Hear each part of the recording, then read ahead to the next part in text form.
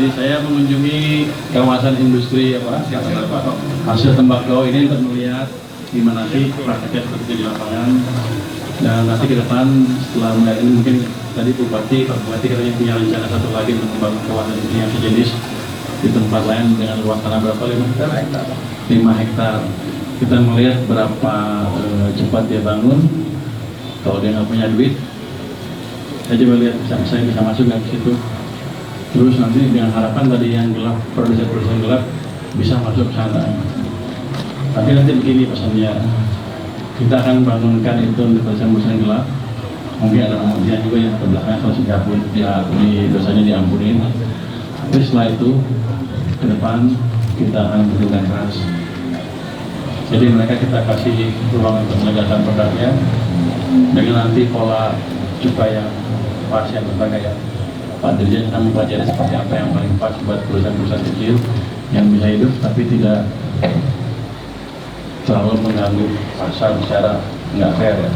Jadi kita menciptakan pasar yang fair untuk industri besar maupun industri kecil sehingga semuanya bisa hidup. Yang penting gini, lapangan kerja tetap terjaga, tapi bayarnya ya bayar lah, jangan nggak bayar gitu kira-kira.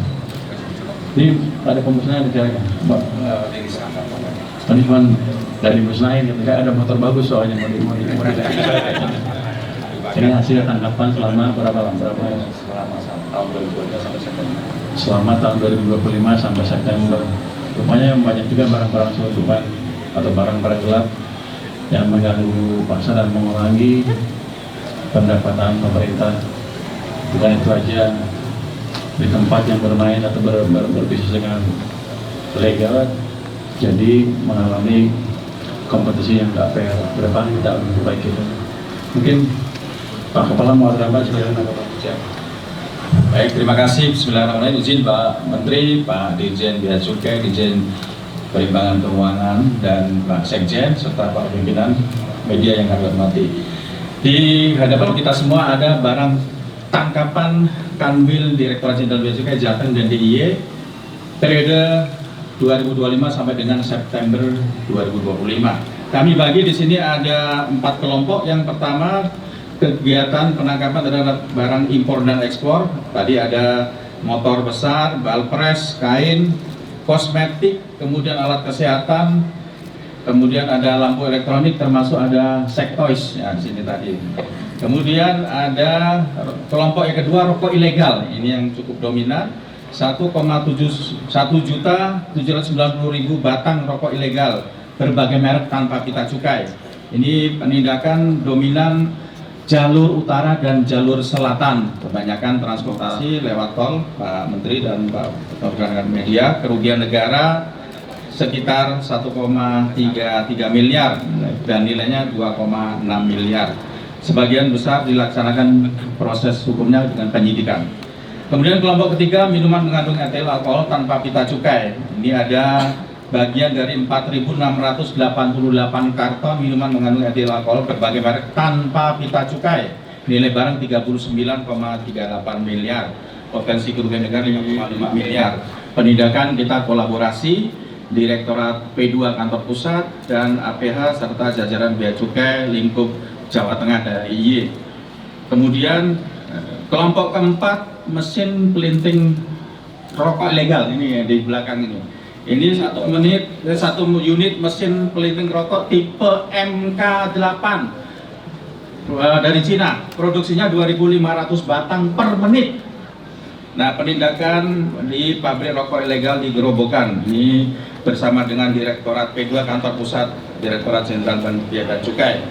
Jadi 3 jenis hasil penindakan ini merupakan kerjasama tim pengawasan yang diberikan arahan oleh Pak Dirjen Bea Cukai, kemudian kantor pusat, dan tim kita kolaborasi bersama jajaran APH, Pak Menteri. Nah, ini berkat kita semua di Jawa Tengah, rokok menjadi dominan, tetapi kami bersyukur dan berterima kasih karena berdasarkan hasil survei. Ini Pak Menteri, kami sampaikan hasil survei berdasarkan dari Independent Center for Indonesia Strategic Development Initiative (CISD) bertajuk Rokok Ilegal, studi dari survei kemasan rokok dari 6 kota Indonesia. Alhamdulillah April 2025 dilaksanakan, Kota Semarang mencatat prevalensi rokok ilegal paling rendah, itu 1,86%. Jadi ini butuh support semuanya, termasuk rekan-rekan media untuk mengawasi rokok-rokok ilegal khususnya yang berada di Jawa Tengah. Demikian Pak Menteri, rekan media, terima kasih. Nah, Anda belum selesai. Siap Pak. Ini dari misalnya pabrik rokok ini dapat dilokasikan, Ditangkap. Siap.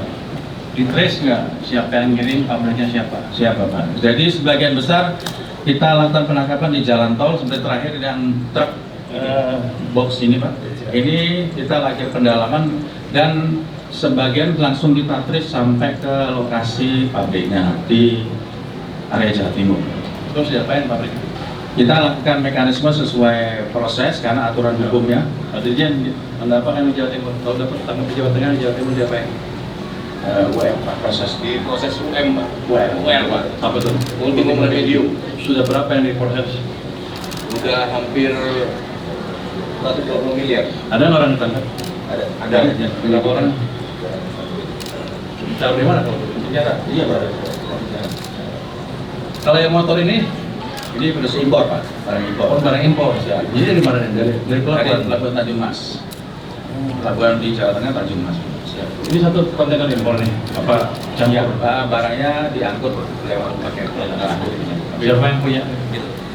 Di perusahaan ada jadi importer berisiko tinggi yang kita lakukan pendalaman di Tanjung Mas. Di mana orangnya sekarang? Kita telusuri lewat identitas perusahaannya. Belum ditangkap belum? Belum berikhtiar itu untuk mengarahkan ke Jadi Pak Dirjen yang gini orangnya nggak boleh lepas ya. Kalau barang kan gampang. Tapi kalau orangnya tetap berkeliaran biasa dia kembali legal lagi. Saya mau kasih memberi pesan ke importer legal. Kan nggak kembali lagi. Anda juga jangan main-main. Siap ya. Terima kasih Pak Menteri. Demikian Bapak Ibu rekan-rekan media, terima kasih atas perhatiannya dan mudah-mudahan kita tetap menjaga kegiatan barang ilegal tetap kita awasi dan kita tindak bersama. Demikian terima kasih. Assalamualaikum warahmatullahi wabarakatuh.